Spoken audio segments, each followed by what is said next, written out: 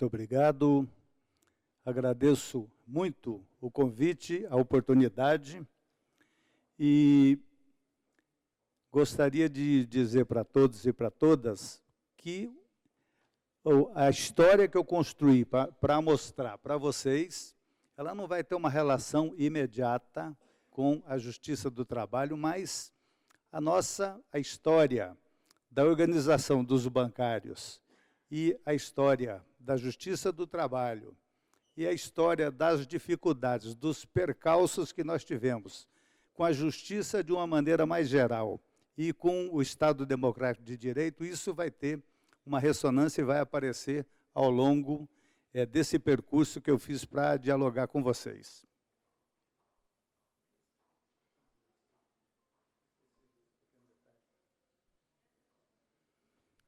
E primeiro, eu gostaria também de saudar meu amigo Cláudio Ribeiro, que aqui está.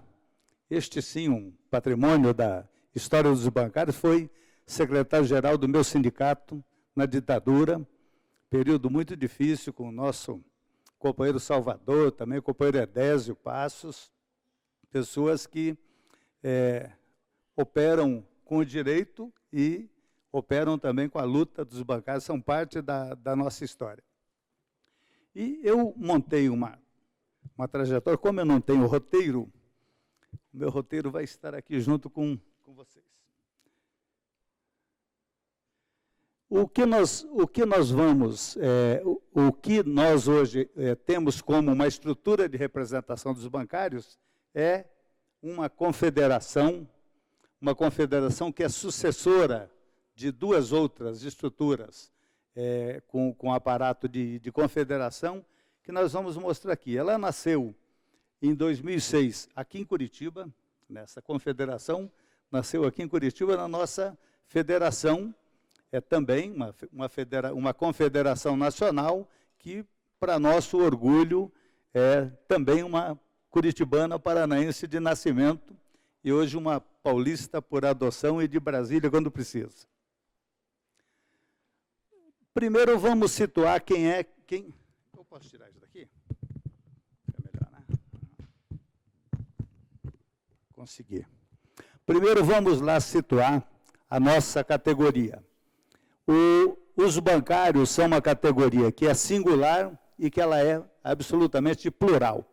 Primeiro porque nós, enquanto uma categoria, nós somos, sem dúvida, a única categoria que tem uma negociação com uma federação nacional, com a FENABAN, que representa 7 sindicatos patronais que defendem o interesse de 121 bancos, empresas.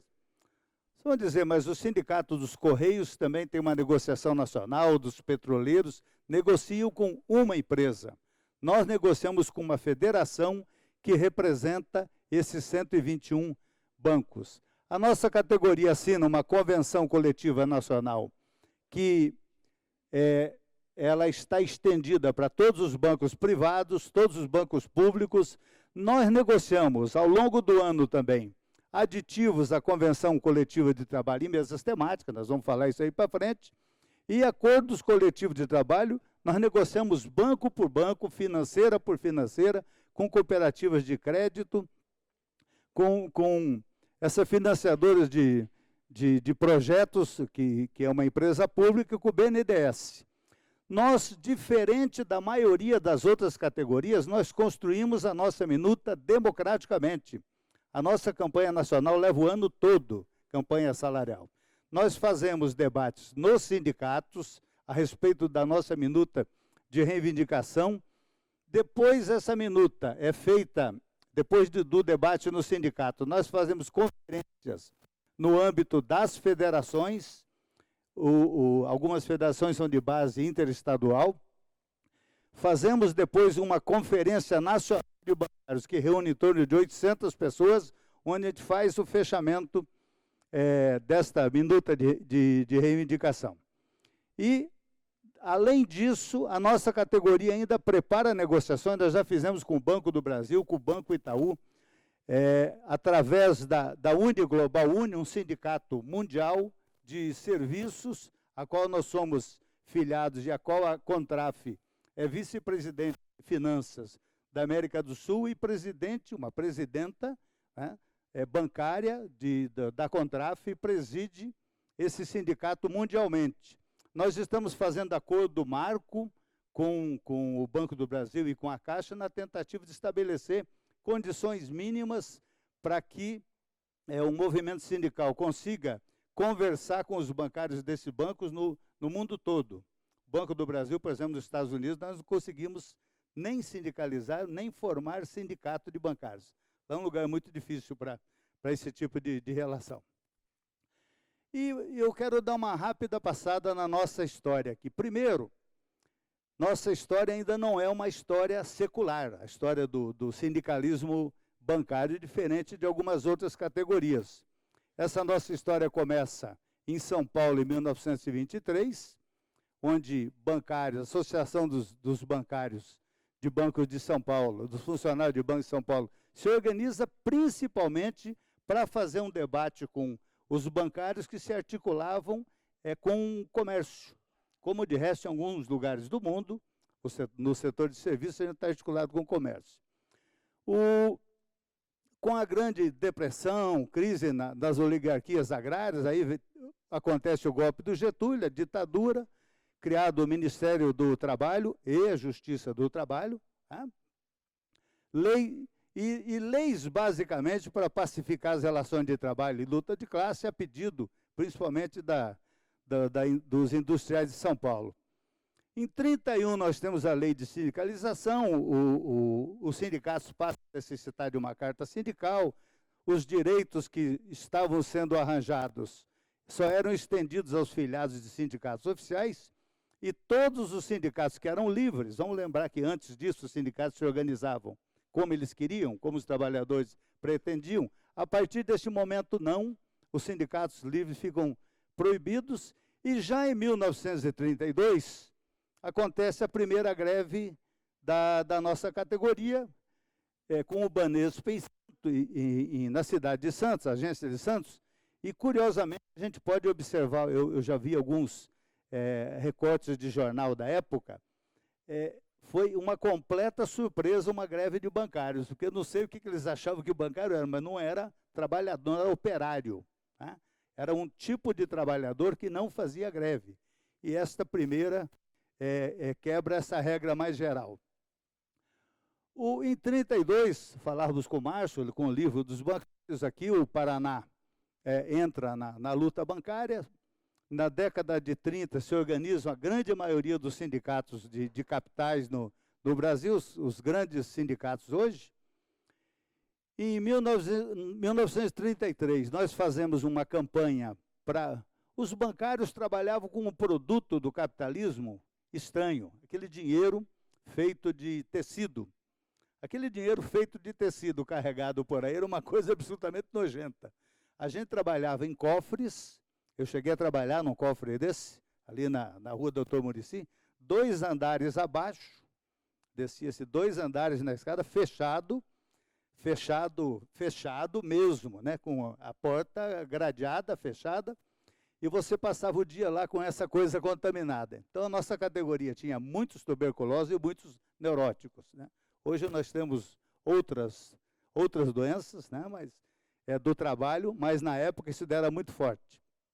Então, os bancários ameaçaram a greve nacional, pressionaram o governo e nós conseguimos reduzir a nossa jornada para 6 horas, exceto para a portaria. Era por os bancários do escritório, mas a portaria não.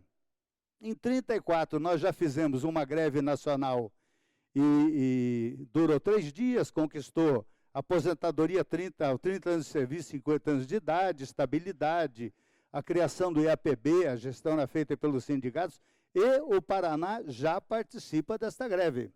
Tá? No dia 28 de agosto, a data que comemoramos o Dia do Bancário, 1951, é uma data de luta, é uma data que representou uma greve que durou 69 dias e desafiou a lei de greves. Os bancários estavam não permitidos à greve por conta de um setor essencial. E os bancários de São Paulo quebraram, desafiaram essa lei e fizeram uma greve que durou tudo isso, e, em solidariedade a eles, os bancários do Brasil todo passaram a adotar essa data como um dia de luta, um dia de homenagem à nossa categoria. Em 57, nós fizemos uma campanha, nós conquistamos na luta a jornada de 6 horas para todos.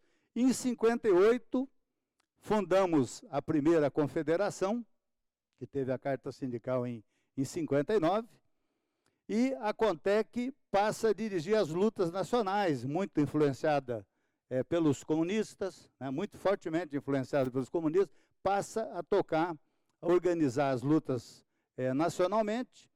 E, inclusive, a CONTEC, em 1962, quando se fazia o debate das reformas de base, a CONTEC apresentou uma proposta de regulamentação do sistema financeiro, uma proposta muito avançada na época, que hoje, inclusive, ela baseia as propostas que tem hoje. 61, nós conseguimos, numa greve nacional, terminar com o trabalho aos sábados. O bancário, até aquele momento, trabalhava, inclusive, sábado, e tinha, no momento anterior, uma jornada de mais de 8 horas. 64, dos sindicatos que sofreram intervenção, a grande maioria dos nossos sindicatos de bancários teve intervenção, inclusive o nosso aqui de Curitiba, né? Os sindicatos estiveram sob intervenção, e foi um momento difícil. Daquele momento em diante, fazer greve era um risco de vida. Esperamos que a gente não chegue a isso. Em 79, os sindicatos, as oposições se articulam de uma maneira mais geral. Aqui, a partir de 77, eu era do movimento estudantil e da oposição bancária, oposição a um interventor, né? Nós começamos aqui a exigir dos sindicatos que fosse feita assembleia, que fosse feita campanha salarial, porque a campanha salarial havia desaparecido. De 64 em diante, até a 78, 79, quando retomam os sindicatos de oposição e tem greve no ABC, na indústria automobilística, simplesmente não tinha mais campanha salarial, não havia nenhuma campanha. Havia um reajuste de salário por um índice que o governo entendia que era um índice de reajuste, e nós daí, da oposição, da jovem oposição daquele momento, a gente começa a pressionar o sindicato para que tivesse assembleia. Eu me lembro de uma assembleia que fizemos como é aquela igreja do Guadalupe? Onde a gente, depois da assembleia, com muito medo, fizemos uma faixa pela calçada. Era o limite que a gente conseguia naquele momento, mas chegamos para frente, a gente começou a ter mais coragem. Em 82, no encontro de Santa Catarina, era bom lembrar uma coisa aqui, que neste momento aqui, até este momento, as negociações eram dos sindicatos laborais com os sindicatos patronais, eram feitos Estado a Estado, o sindicato de trabalhadores com o sindicato patronal do Estado.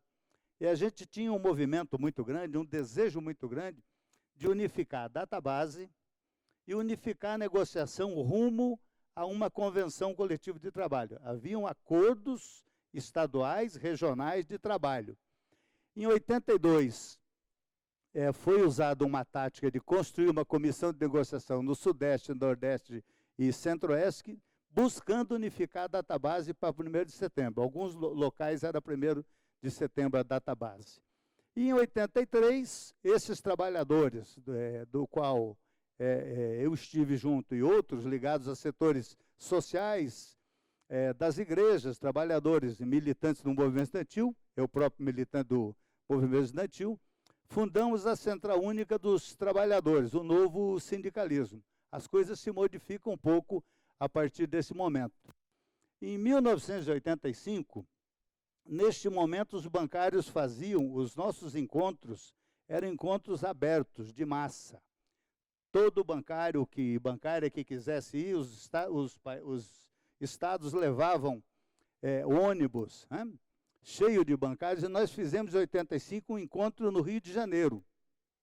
Aproveitamos o encontro nacional, e em 85 éramos da oposição aqui, a oposição de Curitiba estava reorganizada desde 82, aí com Tadeu Venere, Ângelo Vagnoni, outros companheiros e companheiras, né? Em 85, nós reorganizamos e criamos uma estrutura que foi absolutamente necessária para o movimento que nós fizemos em seguida. O objetivo da construção de um Departamento Nacional de Bancários, a CUT se organizou em departamentos como se fosse uma confederação paralela. A Federação dos Bancários Nacional era o equivalente a uma confederação, e nos estados nós tínhamos departamentos estaduais de bancário que funcionavam como federações, mas era uma estrutura paralela.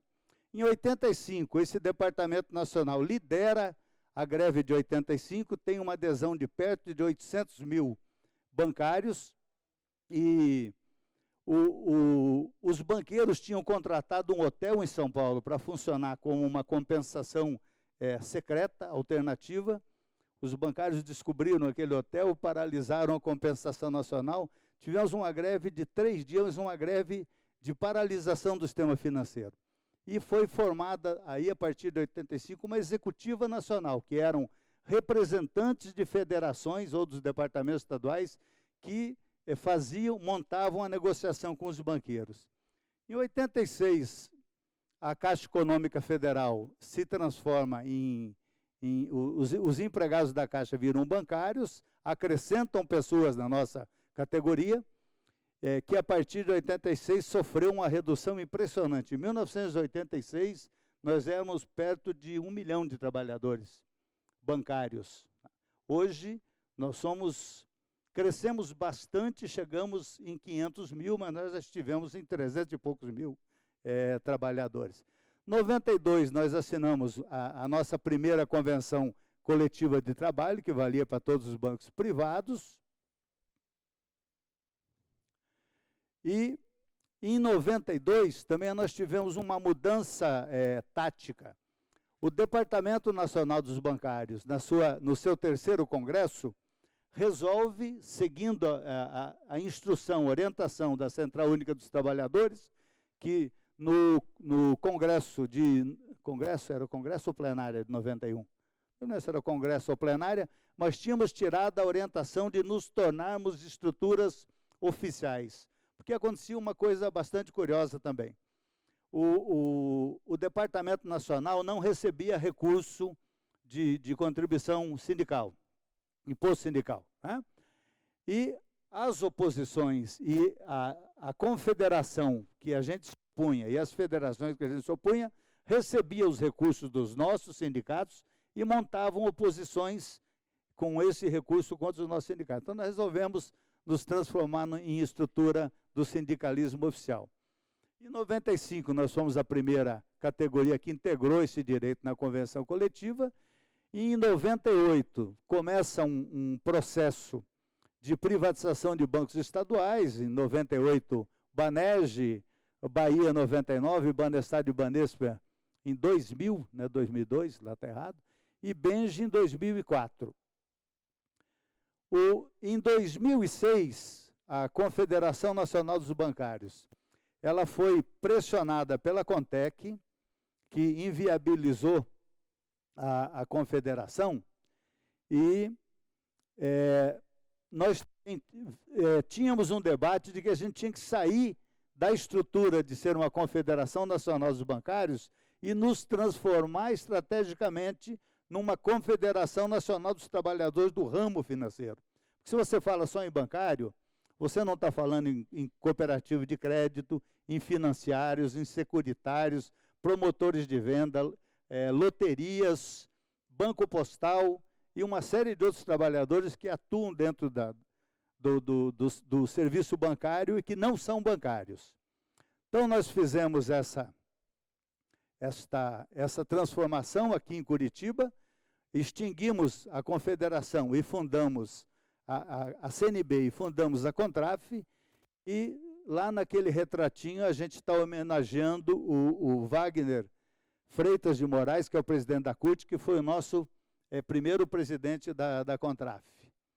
Resumindo a nossa história, DNB, Departamento Nacional dos Bancários, fundamos em 85, a ideia era construir estruturas democráticas, sindicatos democráticos, para, através deles, mobilizar os trabalhadores, através, principalmente da unidade nacional, conseguir avançar em direção à Convenção Coletiva de Trabalho. A CNB foi fundada em 92 e terminou a sua vida em 2006, quando entra no cenário a CONTRAF, que é a confederação que nós estamos até hoje fazendo a luta dos bancários. E aqui, rapidamente também, e a gente insiste muito para que os nossos sindicatos mostrem isso para as categorias, porque acontece uma coisa curiosa, a gente faz uma negociação, arruma uma conquista nova, dali a 5 minutos, o banqueiro diz assim para o bancário que ele vai contratar, eu tenho um benefício para você, eu te dou vale alimentação, vale refeição, vale cultura, 13ª, sexta alimentação. Então, tudo que a gente consegue na luta passa a ser um benefício que o banqueiro oferece para o bancário. E a gente insiste com as nossas entidades para que eles têm que mostrar que cada uma dessas conquistas veio através de uma ação, de uma greve nacional, de uma greve regional ou de uma paralisação que nos levou a cada uma destas conquistas. E como é que funciona a nossa campanha nacional dos bancários? Nós temos um processo de construção absolutamente original e diferente de outras categorias. A gente começa fazendo uma aferição das expectativas dos trabalhadores, das trabalhadoras. Aquele documento lá que está escrito consulta, aqui já foi feito, né? Curitiba foi feito?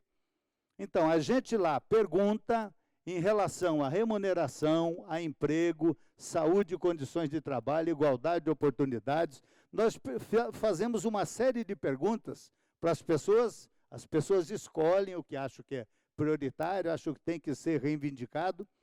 Então, o que esse documento faz? Primeiro, ele traz pertencimento dos trabalhadores e trabalhadoras para a campanha nacional.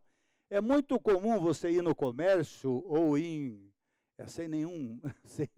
sem demerecer o sindicato do comércio ou o sindicato de outras categorias, mas é muito comum você ir na categoria, a categoria estar em campanha salarial e os trabalhadores não sabem. Os trabalhadores não têm a menor ideia de que estão. Os bancários sabem. Os bancários, se a gente perguntar, tanto sabem, tanto é previsível a nossa campanha, que algumas agências de viagem andaram criando um pacote férias para o período que a gente vai fazer a nossa campanha e que fatalmente chega na greve. Nós condenamos isso, tá? Mas que a previsibilidade existe e que o pacote viagem, greve dos bancários existe também, é um fato. Tá? Os que vão não são os bancários e bancários da luta, são os das férias, suplementares e complementares. Então, aquela consulta é um documento que, além de trazer o pertencimento do bancário, faz o dirigente que está com preguiça de fazer o seu trabalho de base, correr a sua base. Nós sabemos que lá em Curitiba tem 17, 18 mil bancários na base. Nós queremos ver o número de consultas que Curitiba apresentou para a gente. Se apresentar um número muito ruim, nós achamos que os companheiros e companheiras lá estavam com preguiça na campanha nacional, e daí a gente dá uma cutucada. Se aparece 20 mil, nós já sabemos que eles invadiram a base do sindicato próximo. Mas isso daí anima o dirigente conversa muito com o trabalhador e trabalhadora na base, e isso cria um caldo já para a gente começar a campanha nacional. É feita por este período agora, e a nossa campanha de negociação vai ser lá por setembro. E a gente faz uma pesquisa, não faz todo ano, esse ano vai fazer. Esse ano precisa de uma pesquisa, porque o cenário, a conjuntura é gelatinosa. Então, nós não sabemos o que a gente vai concretamente encontrar, e nós queremos saber o que a bancária está pensando desta conjuntura. Depois que nós fazemos essa consulta, começa a construção democrática da minuta. Nós já falamos isso.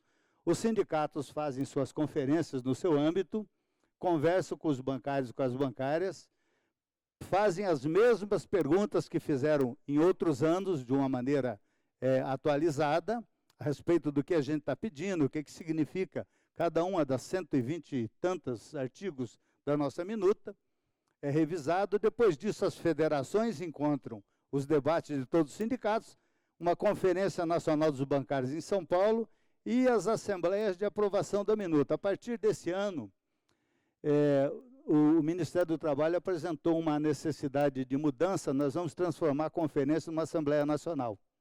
Vamos abrir uma Assembleia, encerrar e aprovar a minuta, porque tinha que ter aprovação da minuta e nem todo sindicato estava fazendo essa Assembleia de aprovação. Outra coisa que nós fazemos uma construção democrática é a mídia nacional, porque a campanha dos bancários tem uma imagem só, do Roraima até o Rio Grande do Sul.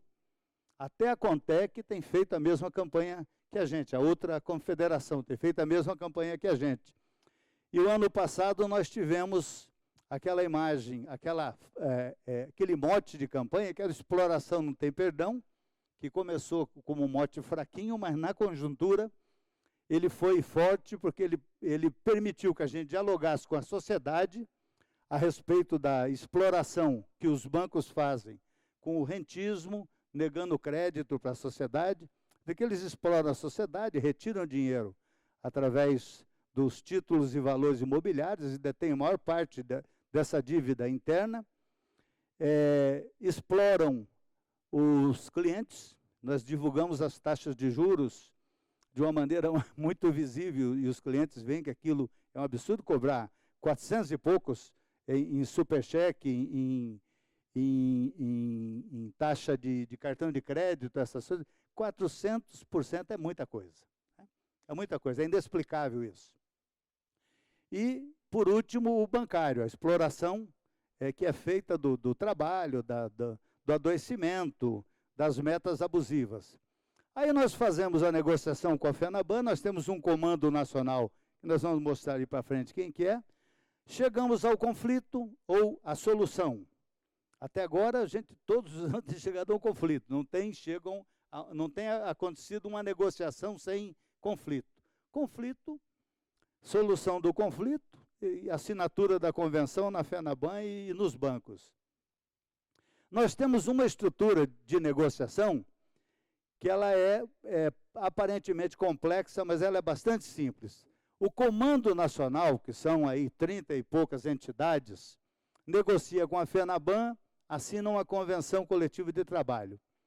A CONTRAF, a nossa confederação, o Comando Nacional não é só da CONTRAF, nós temos outros sindicatos que não são filiados, outras correntes políticas que formam o Comando Nacional. A CONTRAF, ela, enquanto pessoa jurídica, negocia com a FENABAN, com cooperativos de crédito, com a FENACREF, que é a Federação das Financeiras, FINEP, BNDES, bancos regionais, e fazemos ou convenção coletiva ou acordo coletivo de trabalho, também nosso, só da confederação. Nós temos também um outro mecanismo de negociação horizontal, onde nós temos mesas temáticas de igualdade de oportunidade, de terceirização, saúde do trabalhador e segurança. Nós negociamos com a FENABAN daí, por mesa temática e tiramos alguns aditivos à convenção coletiva de trabalho. Negociação durante o ano todo. Essa diferente, enquanto tem negociação de mesa temática, não tem negociação do Comando Nacional buscando a convenção coletiva de trabalho.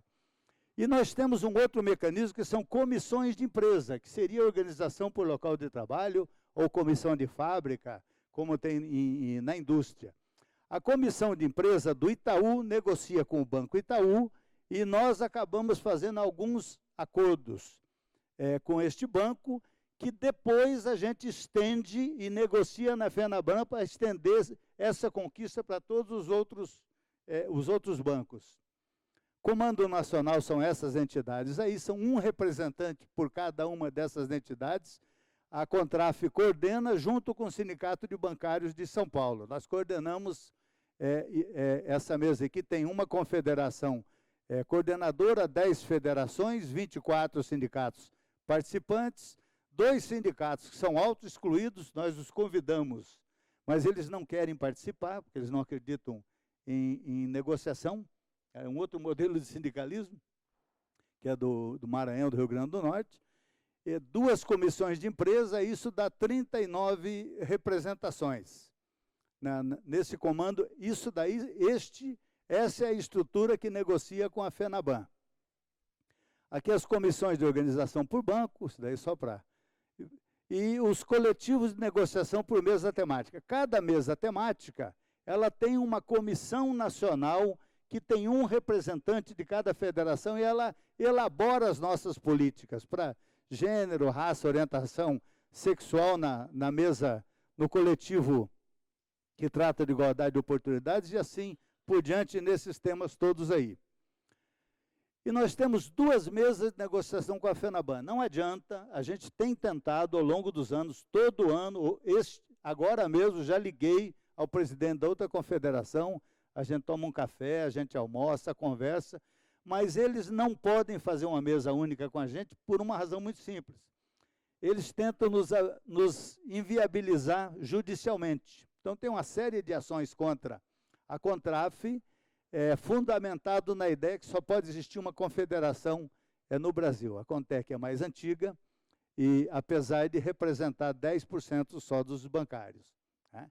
Eles pretendem nos inviabilizar e rola ainda uma ação no TST até agora.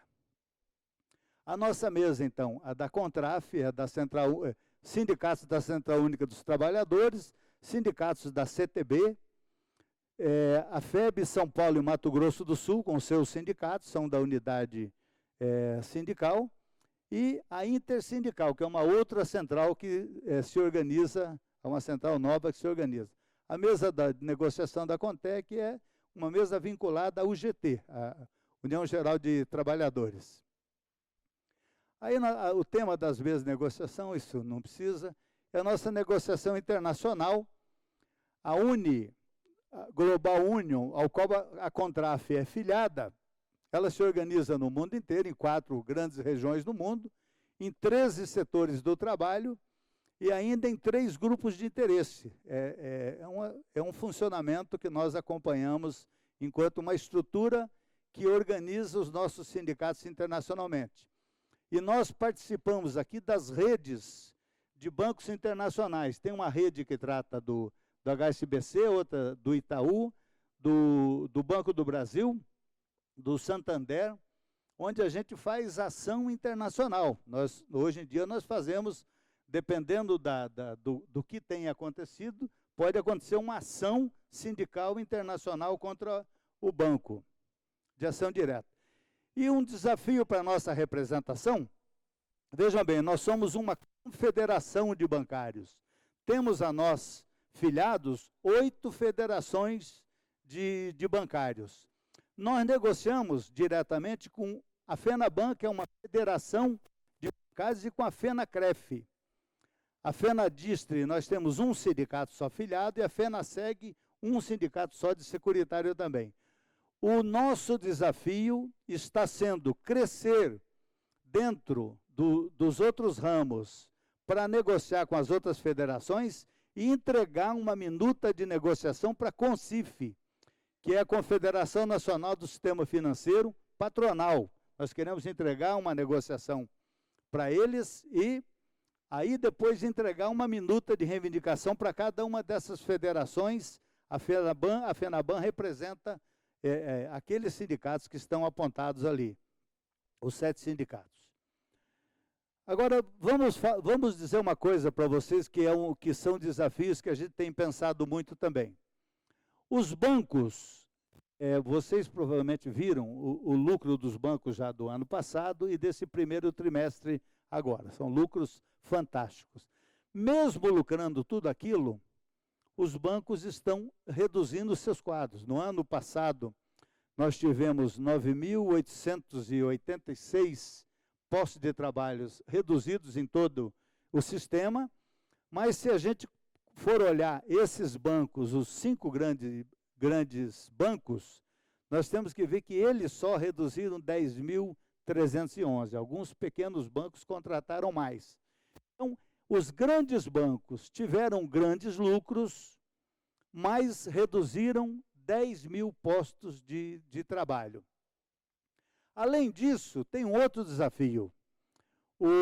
Se a gente olhar o salário dos que foram desligados, a remuneração média dos que foram desligados, que dá 6.308, e a remuneração média dos que foram contratados, nós percebemos que tem aqui uma diferença de 56% de salário. Significa que, com a rotatividade, os bancos continuam reduzindo o seu gasto, a despesa com salário, e a gente não consegue trazer para a categoria o que nós tivemos de ganho real expressivo. Nós tivemos, nos últimos 12 anos, um reajuste de salário de 20% no nosso salário de toda a categoria, e no piso de início da nossa categoria, tivemos 42,3%. Agora, quando a gente olha a remuneração média no setor bancário, de dezembro de 2001 a dezembro de 2015, a gente percebe que ele empacou. Ele empacou em dezembro de 2012, 6.526, isso cresce muito lentamente e não expressa aqueles 20 e poucos % do reajuste do salário, nem o que nós tivemos de acréscimo no piso. E por que não aparece isso nessa tabela? Por conta, não aparece isso por conta da rotatividade, que vem reduzindo o nosso salário. A gente ganha na campanha salarial, alguns meses depois a despesa de pessoal dos banqueiros diminuiu, porque demitem fortemente, principalmente depois da campanha. Um outro desafio para a nossa categoria tem sido a terceirização. Ela tem colocado em risco os empregos da nossa categoria. Mas, para nossa surpresa e curiosamente também, os próprios correspondentes bancários, que são aí a farmácia, o supermercado, aqueles locais onde a gente paga documentos e faz negócio bancário, eles subiram monstruosamente de 2003. Em 2003, nós tínhamos 36.000 correspondentes para 16.000 agências bancárias. Em 2013, a gente tinha 405.248 correspondentes para 22.000 agências bancárias. No ano de 2014, esse número começa a cair de correspondentes. 2015, nós já tivemos 321.000 correspondentes bancários, e o número de agências, que em 2014 era 23.000, cai para 22.000. Por que será? Por que acontece isso? Bom, talvez uma resposta esteja aqui, já. As transações bancárias, por origem, o que faz em internet, o que a gente negocia hoje por banco e internet, o nosso telefone celular, os caixas automáticos, máquina de cartão, decrescentemente pela ordem, são esses os locais com maior número de transações. As agências bancárias, as 22.000 agências bancárias, estão fazendo 6,48% das transações bancárias. Talvez isso explique um pouco o porquê é que o número de correspondentes e o número de agências venha decrescendo. Porque há um desinteresse do cliente bancário. É só olhar o que a gente faz, né? Que a gente faz no nosso telefone, paga tudo, recebe, paga, transfere, faz todo tipo de operação pelo telefone. Tem gente que não sabe mais onde é a sua agência bancária, a qual agência ele está vinculado. Então, isso daqui vem respondendo para a gente por que é que o número de correspondentes é decrescente e o número de agências é decrescente. A reestruturação produtiva, esse é um desafio muito grande para a nossa categoria. nós estamos falando do quê? Que nós temos um perfil mais virtualizado do usuário de banco. Nós estamos falando assim, a cada geração que se renova, a que vem já nasceu, a molecada que hoje está com dinheiro em banco, é uma molecada que já nasceu com internet, com telefone celular. E então os canais que eram agências e outros, né, os ATMs, que são os caixas, mais os contatos telefônicos, caíram de 46 para 31 de 2010 para 2014, e a internet e o celular saem de 35, vão a mais de 50 em 2015. Aqui em 2014 estavam em 50%, 2015 já vai chegar a 58%.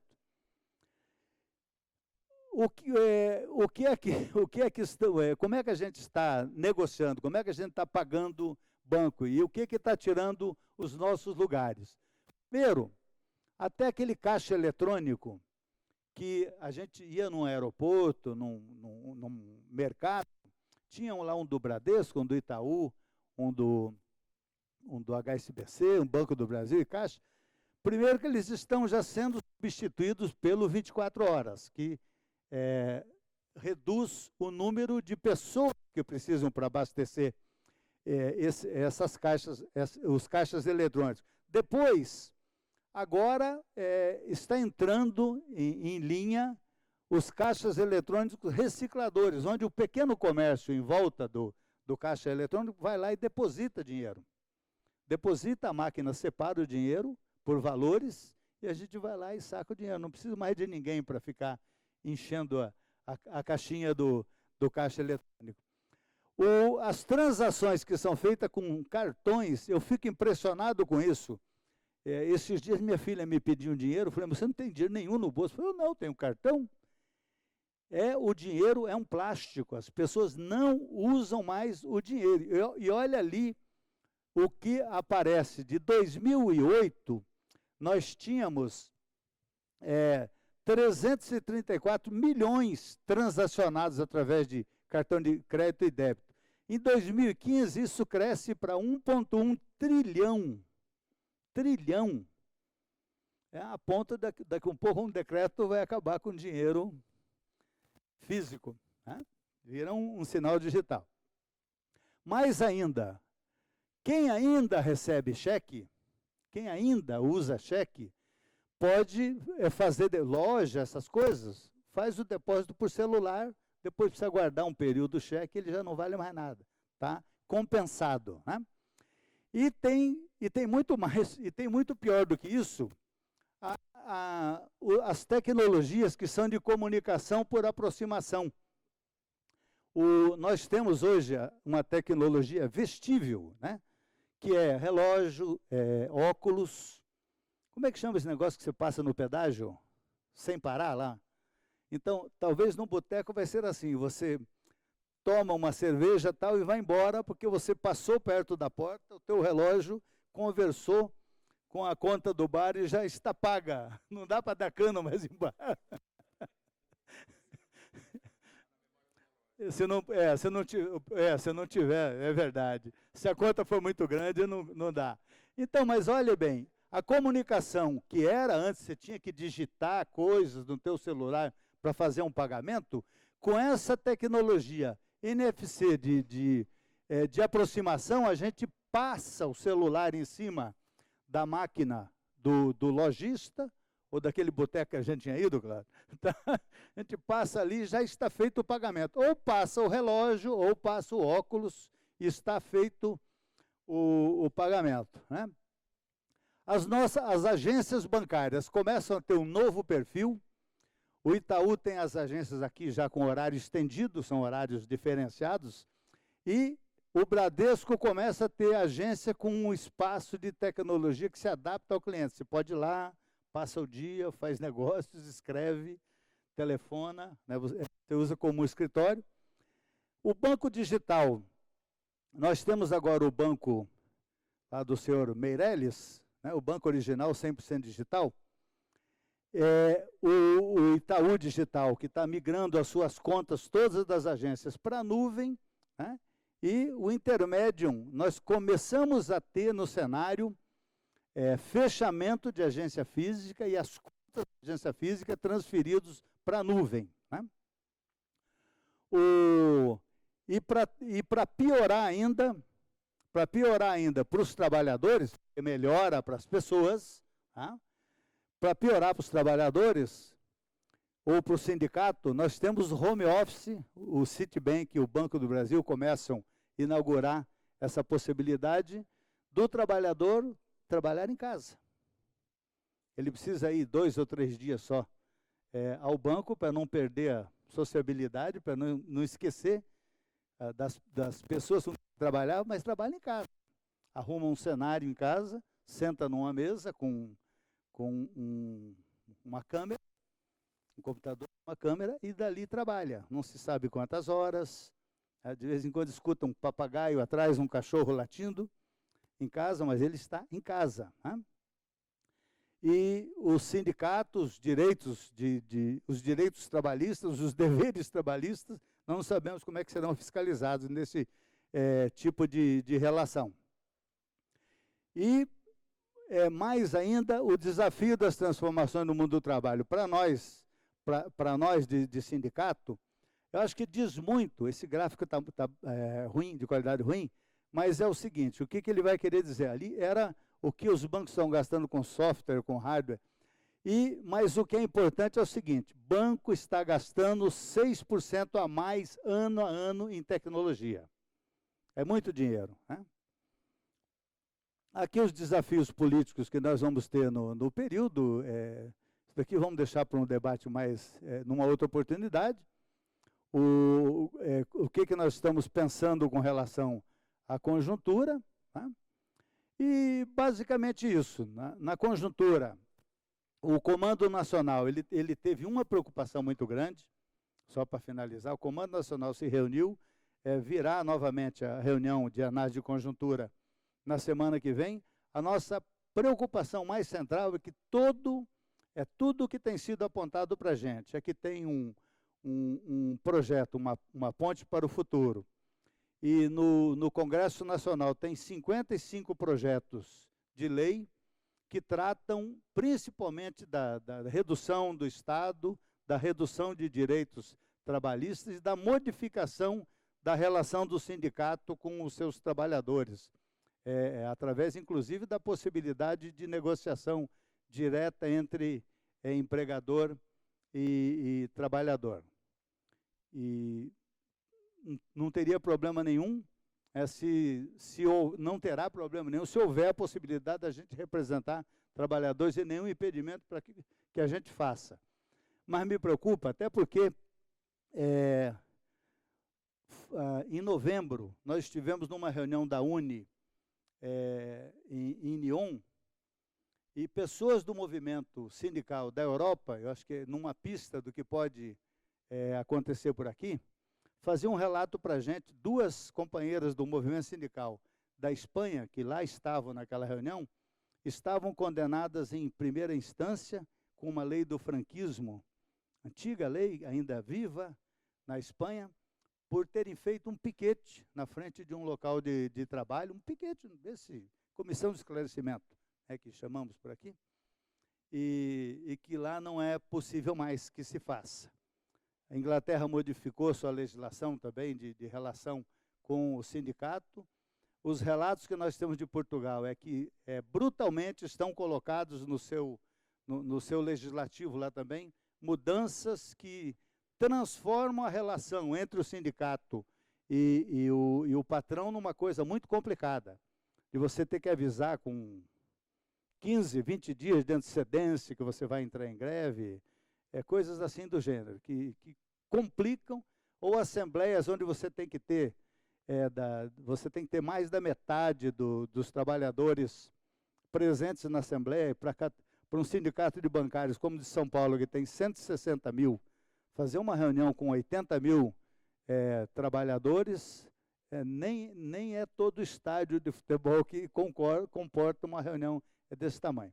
Então, trazer aqui para vocês a nossa preocupação. Nós temos uma história construída de cumprimento de lei, mas também da construção de leis que sejam mais democráticas, que tragam a devida relação, o devido peso para quem é mais fraco, que são os trabalhadores perante os patrões. Nós sempre contamos com isso e a gente espera que, na estrutura legal que vem por aí, que a gente não seja inviabilizado, que a gente consiga representar os trabalhadores como a gente fez até o momento. Então, muito obrigado, é isso que tinha para dizer.